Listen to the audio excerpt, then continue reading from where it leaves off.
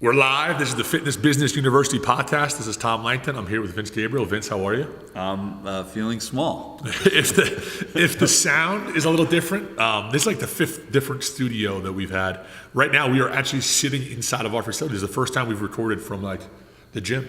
We did a couple of videos. We did videos, yeah. If you're watching on YouTube, if you're interested in seeing what we look like, not many people are, but if you are on YouTube, you can find the Fitness Business University podcast. But we're sitting at a very small table in the middle of our little turf room. This is a little table. So this table, this is actually like a normal. This is actually a normal sized table. But all right, Vince. So you wanted to tell a story. We want to start out today's. We'll get into today's topic, but you kind of wanted to talk about. So we were talking before we started recording about restaurants. Yep. And a different style of restaurants. And I was saying there's a great Greek or Mediterranean style, almost like Chipotle, right? And it's a chain. Right. And the food is excellent and the service is excellent. There's always that common question of like, what's better, like small mom and pop restaurants or like large chain restaurants? So, but that got us into a little business talk. So what were you saying? So we were talking, we had a conversation about a specific restaurant in our area. And we used to go to, when I was in high school,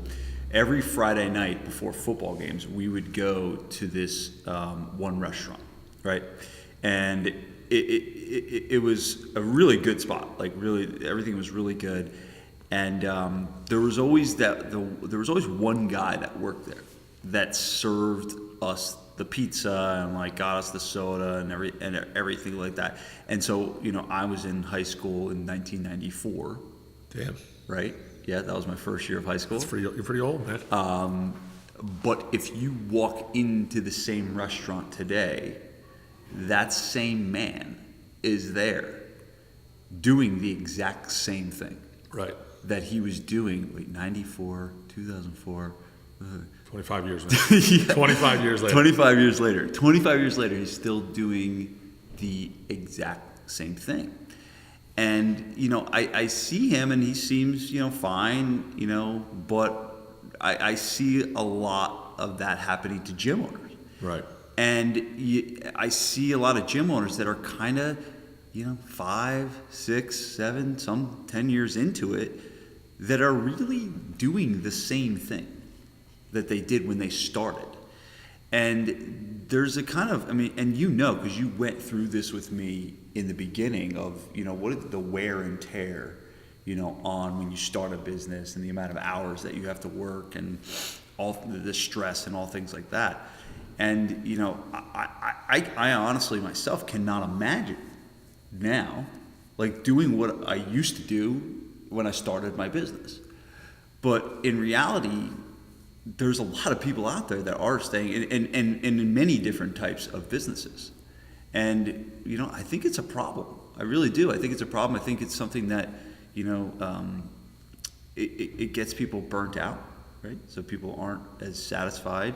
I think they probably don't deliver as good of a product when they're burnt out. And then, the business, although it can survive, that's the dangerous part too. It's like, you think about the failure rates. I heard this the other day, but the failure rate in business was 70% of businesses fail in the first 10 years. Right? But what about the businesses that make it, that are just treading water? Right. Think about that. Think of how many businesses are, if 70% fail, there's probably a lot out of that 30% that are just scraping by. And have been for years. And not growing. And that's like my big thing. And that's why I created this whole Fitness Business University thing, to really bring a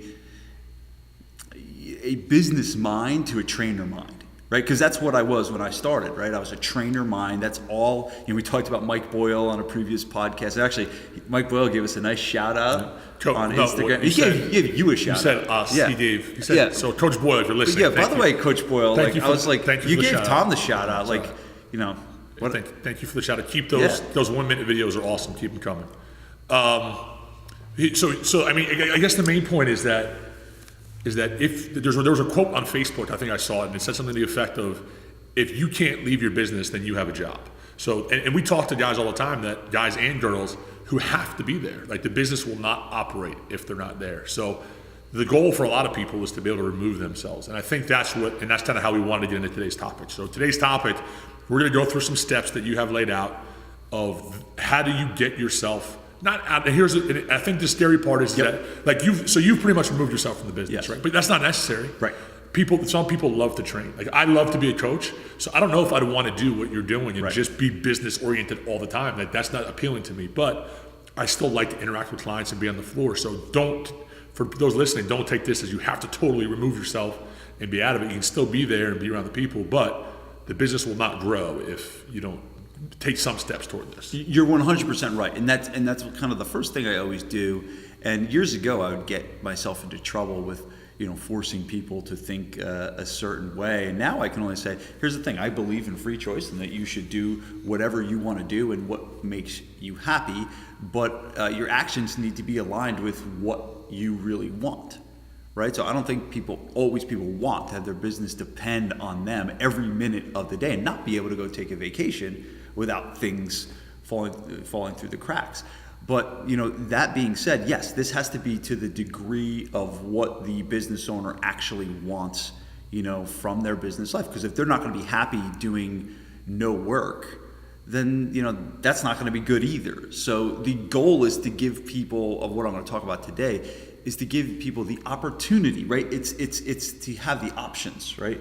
The options that you can either work as much in your business as you want, or you don't have to, and you can take a step back. And I'm in a situation where I've moved on to create a whole different business, right? So I do very little of day-to-day work, if any, now, especially this year, and that is I'm kind of in a rare situation. Right. So someone in my situation probably would be doing a lot more work, but the key is to be able to have control. Like that is really the biggest thing, is like, do you have control over your time? You can pick and choose, and if you are still training, pick and choose exactly who you want to train. If you're successful in your business, you can say like, I like to train certain hours of the day or certain clients, and pick and choose, and you're not required to be in the building. Right. All right, so let's get right into it. So we broke it down. So these are 4 things that you can do to kind of remove yourself from the business, or the steps that you need to take. So the first one, you told me, become a student. What does that mean? So if you're writing this down, write down become a student. What are you talking about there? So it's really become a student of business, right? Become a student. So we are, when people decided to sign a lease, right? When you decided to sign a lease and take on a risk, you became, a business owner, right? Or an entrepreneur, right? You've made that decision. And when you've made that decision, you've kind of walked into different territory, right? Whereas before you were in the trainer territory, you were in the trainer mindset that's what you were. You were a personal trainer and you train people for a living. Versus now you own a business. And that business is very important to have someone that's good at business. Right. Right? And that's the thing, is like, that is the big thing of what I'm trying to help guys do, is getting better at the game of business. And a lot of times I hear this. A lot of times I hear, I really don't like the marketing and the sales side. And then there's a but. The but is, but I know I need to. Yeah. Right? That's super common, yeah. Yeah, but I know I need to. So, hey, if most of you know that you need to, you might as well embrace this. And I believe, when you start really studying the game of business, that you're going to start to really, really enjoy it. So I guess the big point here is that you can't just focus on learning about new exercises. You can't just focus on learning, about the science of the human body and the anatomy, and that stuff is great. But I happen to believe that most of the people listening to this probably have a lot of the knowledge that they already need. Right? They probably, especially if you're training, people that are 40 to 60 years old that are looking to lose fat. Like, it's not rocket science, right? We want to get them to eat clean. It really comes back to you studying psychology is probably more effective, and nutrition. Like, it really comes back to, do you provide good, nutritional strategies for them? And then can you train them safely and keep them safe in the process? And if you do that, you'll probably, keep people for the long haul. So I think that the reality is, I think when we became trainers, we want to study so much and learn so much, and then when we become business owners, we don't switch the learning to the business books. Right. Versus if you stay on the training books, you're never going to learn the game of business and never going to really grow a business. So that's like the first point, is to become a student of business and to really know that your knowledge base about marketing, your knowledge base about sales, your knowledge base about leadership and hiring people, when that grows, the trajectory of your business will grow with that. Now people, because I guess the fear is that everybody has to become an expert marketer, and everybody has to become an expert.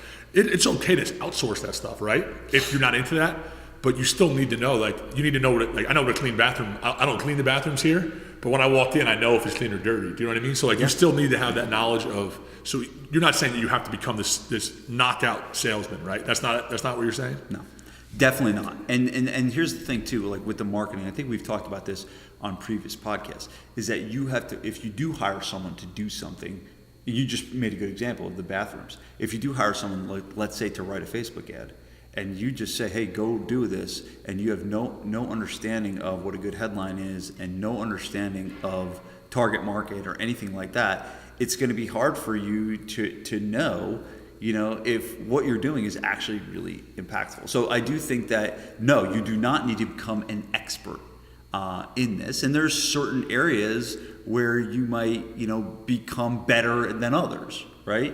So, like I've chosen to become the best that I can be, in marketing and sales, right? And I have put a lot of my knowledge base and a lot of my education into marketing and sales for that, and it served us very well, in our business. So, but I think that the reality is, you have to be able to, grow as a business owner and build that knowledge base of a businessman.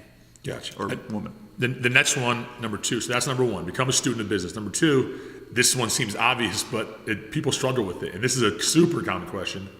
In order to remove yourself, you have to have other people in place. So number 2 is hiring. Well, there's a quote. I think it was from the Ritz-Carlton, and they asked the guy. They said, how do you get your people to be so friendly? And he's like, well, I don't get them to be friendly. I just hire friendly people. Right. Right? So I look at, we have an intern right now. And she walks in, and she's just like this breath of fresh air. And she's so nice, and she's so positive. And I was thinking to myself yesterday, I was like, I want her on our team. I don't care what she can do. I don't even know what she knows or anything like that, but she's a fit for our culture. Because she's just a good, positive person to be around. We'll find a place for her on the squad. So I think that's the big thing. The hiring the right team starts with finding the right people that match the values, the core values of, your organization. And we've talked about that before, many times. But that's really what it is. It starts with finding good people, because there is no way that I have the freedom that I have without the team that we've built. So really, if you want freedom, if you own a gym or in any real brick and mortar type of business, if you want that, you need good people that you can count on and you can trust. So that goes back to the hiring process. I had a call with someone today, and the guy said on the call, he was talking about an intern. He hired the intern, and he was talking to his trainers that were working with the intern. I said, he said to his trainers, if the intern's bad, it's your fault. And I said, well, actually, it's kind of your fault, because you hired the intern. Yeah. Right? Because really, at the end of the day, all people issues can be led back to the business owner that made the decision to hire that person. Right. Right. So you could look at all right, so if I get, we just hired a new trainer, and the new trainer we just hired, this is the first time we've ever hired anybody where I've had 0% involvement in the hiring process. It might be the best hire we've I did not meet him until after he was hired. Right. Which is that for me is a big step. But all of a sudden he was 3 weeks into being a trainer for us, and I met this guy. He's doing a great job. And he seems to be doing great. But that was a huge thing. And now I delegated the trust, to you guys to build, the team with the right people. So that is like, it's huge. It's like having the right quality of human being for your business is the biggest thing. And having the right process in place is huge. Let me just real quick, we've done entire podcasts on hiring, but one thing I hear a lot, especially from guys in your mastermind group when we're talking, it's funny because not being the owner, this is the question that everybody wants to ask me, is like, how do I find a guy like you? How do I find you don't even want to say it. What, number two? No, people ask me that all the time. How do I find you, Tom? No, but they do, and I tell them to call my agent, and then we can talk about account. No, but the thing, the biggest, as I always say, you'll be disappointed with your offers. The biggest thing I think once people meet us and realize is like we're opposites, right? Like I think like a little bit of our background is the same. We were football players, blah blah blah. But like personality wise, the way our brains work. But the problem with a lot of business owners is they're looking for someone that's just like them. So can you dive into that a little bit? Is like you're not going to find an entrepreneur or a guy that's like you, because if you did, they'd probably have their own, right? Do you see what I'm saying? So I think the question on the table is how do you find, and this is I think more of an advanced question, but how would you find like a number two, and someone that stay once like you have stays with you for the long haul, right? Yep. And really can take on the not the personality, but almost the presence, right? So I look at you as the presence of me, right? I don't think that there's not a lot of difference between when I walk in and when you walk in. One in terms of like how the trainers act, right? And I don't think that there's a difference there when either of us are there. I think that we have a pretty good culture where it's pretty good. But also with the clients, I think that you've been able to build that kind of reputation and credibility among that. And here's the thing, that's a really hard one. Yeah. Like you're kind of a little bit like, I wish I had a strategy to find you, but you're a little bit of a unicorn. Here's my advice for when people do ask me that is don't look for yourself. Because okay. You know what I'm saying? Yeah. Because that's what they're looking for. They're looking for someone. Again, you said it. You said someone with a great personality. Because everything can be taught. The training stuff can be taught. But if you're looking for someone who's exactly like yourself, number one, it's going to be hard to find. Number two, you might not get along with that person, right? You're going to butt heads. I think we've been able to interact for as long as we have because I have some weaknesses that you can help me with, and then you have some and we can kind of balance each other out. And I think that's something that people don't do. They go out and look for like, if I'm replacing myself on the floor, this person has to be exactly like me. They have to think the way that I do, and we don't do that. So I guess that's kind of what I was getting. Yeah, and I think that there is, we're talking about people like, when you hire people that are just like you end up getting just yes men. Exactly. Right? You end up getting just people that will do whatever you say, which in some way, shape, or form is a positive thing. But in reality, if everyone is that way, then you bring a dynamic to this business that it kind of really makes it very special and different, that if you were just like me, it wouldn't be like that. So yes, I definitely think that you should be looking for people not like yourself. But that being said, I think there is room for people that are going to follow directions. Yeah, absolutely. Right? Yeah. So it's both. So let's get into that then. So then number two is hiring. Now once we have a team of people, which we do, yep. Now putting people in the right seats. So we call it the accountability chart. You can call it a flow chart, whatever you want to say. Is now you have these people. Now how do you balance that team out? Right. So it's basically the quote, and I believe this is Good to Great, but it's right people, right seats. So we just talked about right people, right? We talked about right people, but then it's like, all right, where do they go and what do they do? And I just kind of went through this today with someone on the phone earlier, and there's every organization, no matter what size. I don't care if you're a one-man show or you're an organization with 5,000 employees.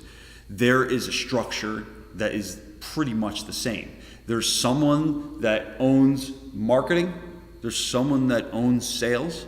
There's someone that owns operations, like what actually happens in the gym. Operations for a fitness business would be the scheduling, the billing, and the training, right? The delivery of the service, right, and the retention. And then there's finance, right? We could break it down further and add another box in there, but that's like, if you look at the core, of any business, it's those 4 boxes. And in reality, in the very beginning of a business, when it's just you, when you're just the owner, you sit in every box, right? And you are responsible for the marketing, you're responsible for the sales, you're responsible for the ops, you're responsible for everything. And the problem is, as businesses grow, people never pull themselves out of one of those boxes. So why is that a problem? Because when you actually put people into a box, that means you have to do something that's very fearful and very scary to most business owners, is you're kind of relinquishing some kind of control when you have to give it. It's a problem because as the business grows, when you're in every box, there is a level of stress that will keep rising with the demands of those responsibilities. Okay. Right? And so, I do this with many people, and I've done this with several people where I draw these boxes up on the board, right? And when I draw these boxes up on the board and someone comes to me and they got a team of like 12 people and they got everything together, and I draw up these boxes, I was like, all right, who sits in the marketing box? And they're like, all right, Johnny sits in the marketing box. I was like, okay. And then I asked this question.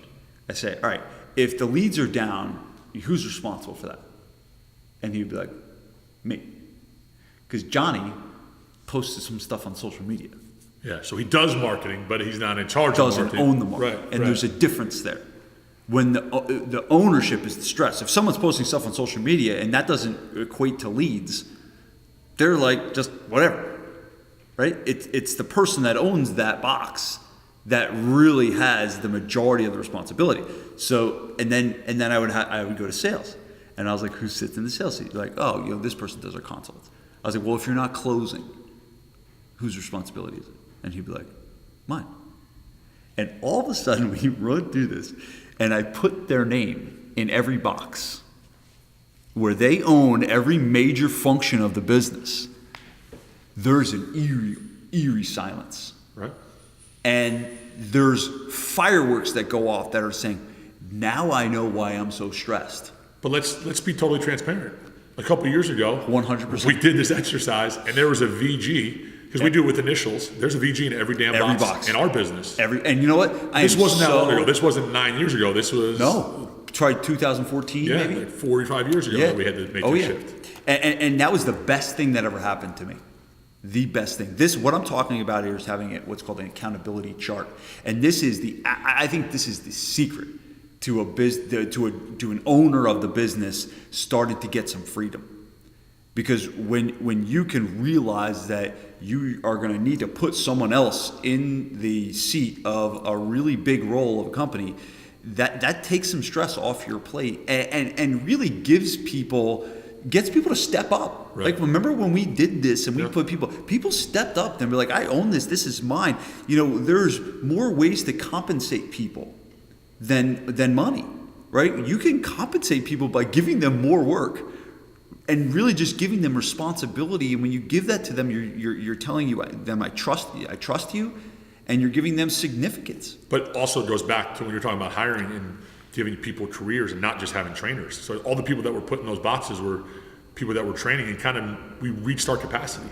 Like, we can only train X amount of hours, and so now a lot of us are able to have careers because we're picking up other responsibilities in the business. So I think that's important. So that's the accountability chart. So we said you got to become a student of business, you got to hire the right people, you got to organize the people that you hire. This one, number 4, is the hardest part because you just said it. There's a lot of fear associated with this. In order to do this the right way, so you've hired all the right people, you have their names in the boxes, but in order to do that, what's number 4? So I can't. Number 4 is the inability, or we're talking about what you should do, is you got to let go. All right, so what does that mean, let go? You got to let go. You got to be able to let go of some control and let other people step in and do the job.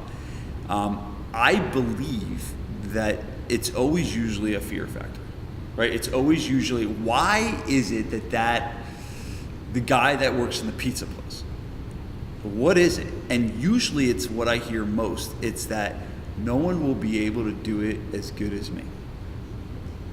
No one will be able to do it as good as me. So I will just do it myself. And I hear this all the time. And it is one of the biggest things that does not give people the quality of life. And we talked about this. You can own a business and still technically just have a job. Yep. Right? You can own a business if you have to be there all the time and you're the owner of the business, you're technically employee with a lot more stress. Right? So none of the team members that we have on their minds the long lease that we have signed on this very, very large facility. Right. Right? But the owner has that. And you deserve to have some time to yourself.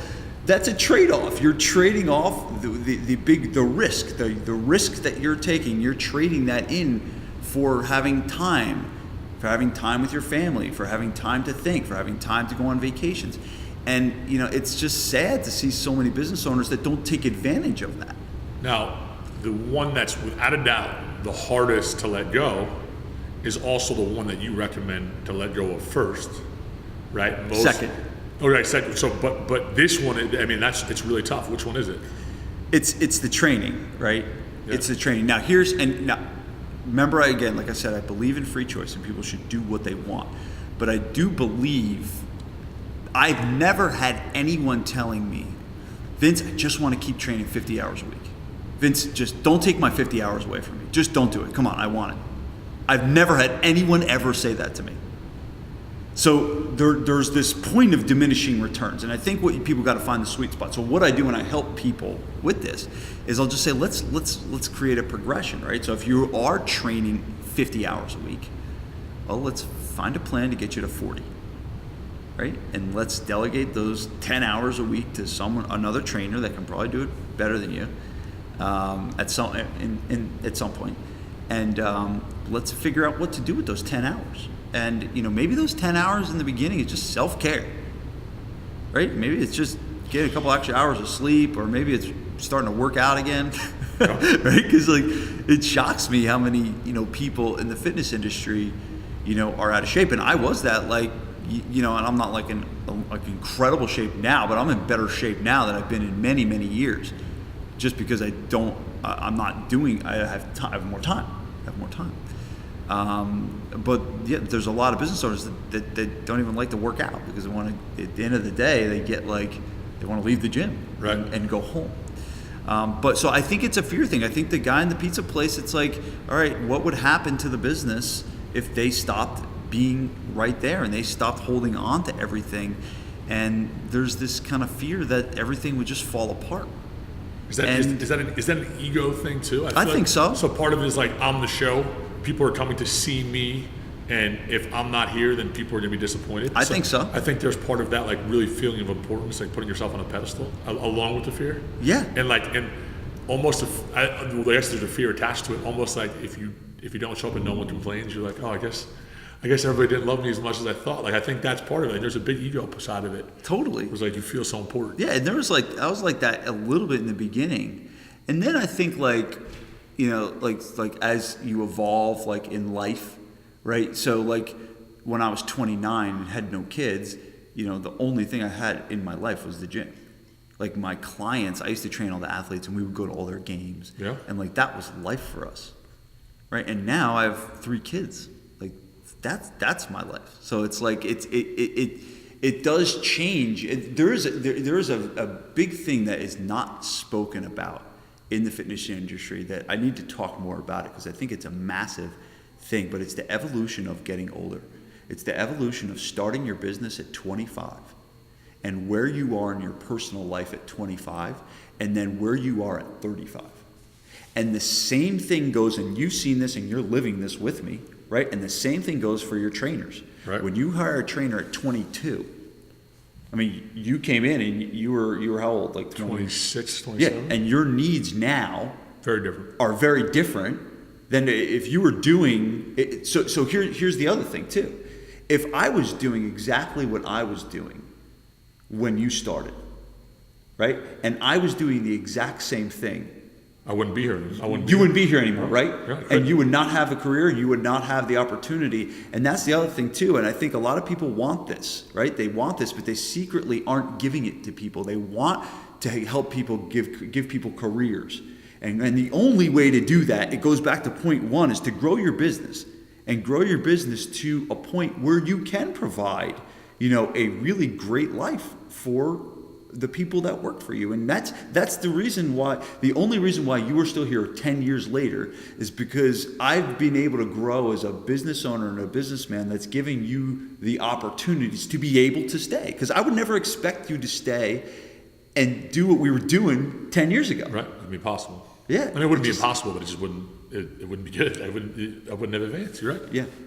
All right, so let's put a bow on this thing. But we got to remind me to talk about this more. The evolution of the age thing. Mm-hmm. That when you start your business in your mid-20s, and then everything changes, needs change, and again, that's depending on if you want a family. And most of the people that follow me, most of the people in the SBF Mastermind, they have families, and they're trying to support their family based on the performance of their gym.